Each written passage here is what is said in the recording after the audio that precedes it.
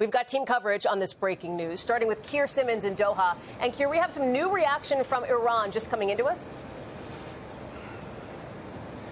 That's right, Hallie. There are plenty of negotiations ahead, many questions, but this tonight is history in the making. From here in Doha, across the water in Iran, we're hearing Iranian television is announcing the end of the war.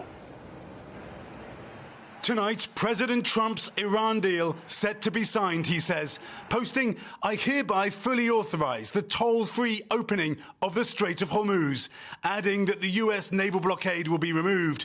Pakistan's Prime Minister also writing, "Both sides have declared the immediate and permanent termination of military operations on all fronts, including in Lebanon." It's been military pressure and strength from President Trump that's compelled Iran to this deal, which will be performance-based when it's signed. But in Iran's capital, hardliners protesting against signing the memorandum. NBC News has not verified when the government-approved demonstration took place. And speaking to us before the announcement from Tehran tonight, a former Revolutionary Guard Corps commander says they still have many questions. I think that needs more negotiations. Saying today was not the day to sign. This day is not suitable for the sign the contract. This is the birthday of the Trump. You know, the Trump is the supreme leader.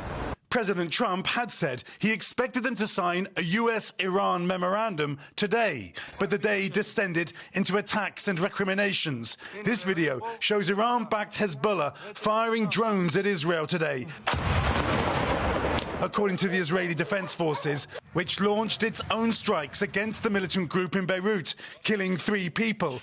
Hours later, President Trump posting Israel's attack on Beirut should not have happened. A dramatic departure from Israel's Prime Minister Netanyahu, who ordered the strikes. President Trump demanding no disruption to this important process. All sides stand down, he wrote. And tonight, Hallie, the Pakistani Prime Minister posting that there will be a signing ceremony next week on Friday in Switzerland. Hallie? We thank you for watching, and remember, stay updated on breaking news and top stories on the NBC News app or watch live on our YouTube channel.